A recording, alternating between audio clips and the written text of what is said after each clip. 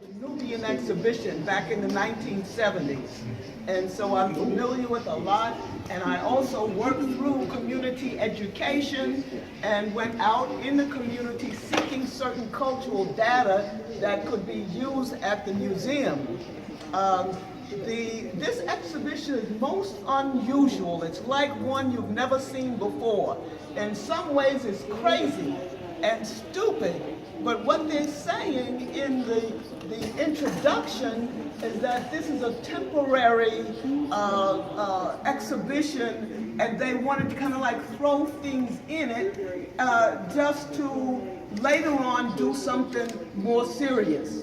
The Brooklyn Museum has fantastic treasures, and one you're looking at here is a terracotta Ife, 12th to 14th century Nigeria. And it has its classical tradition deeply rooted in ancestral commemoration, so that they eventually knew who the whole line of 86 different rulers as in Benin. But here, what are they pitting it next to? Something that is terrible in comparison. So that this is modern art. What you're looking at is a plastic jug. You can grab the jug by the handle, which is the nose, and the opening for this plastic container is the circle that is the mouth. And you can see the coloration makes us think that it either was a container for palm oil or for some kind of oil. So it's saying to us that in the modern generation, the plastic generation, there's a certain amount of corruption. Even in the continent, when you think about the oil reserves in Niger, so that people are making contemporary statements that are pro and con of the situation and the turmoil that we witness in the continent today, but to pit it against something that's sacred, it's almost like taking the Bible or the Quran, you see? In traditional art, this was sacred, and pitting it against some of the chaos and confusion that we find today. Now, I want to begin this by letting you know once again that we are indeed the parent people of the world, and we have many sciences to verify this. So that if we go into the archaeology, we had the Dr. Leakey, Dr. Johansen.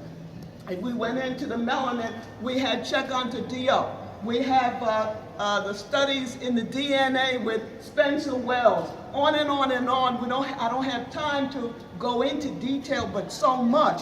But what does that mean? It means that if you look at African traditional art, you find that out of us are all the prototypes of the world. There's certain things that you'll be looking at that look like Asian. You see this? Balumba, the eyes and the white face looks just like Asia. But we know the Sung, the Twa, moved up and became the Ainu, the same people, the people that peopled China and Japan, those areas. But in us, that who would ever give to black people, a whole race of people, give to one race give to another, their children to suckle. Other children were given to us during the enslavement because we were so wealthy and so human, and so we suckled the world.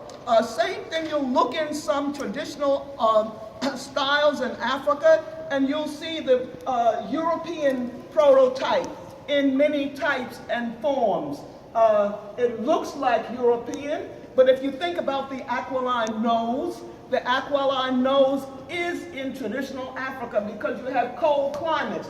Mount Kilimanjaro at the top has snow-capped mountains, and therefore you have the aquiline nose there because you don't want the air to go too quickly to the brain.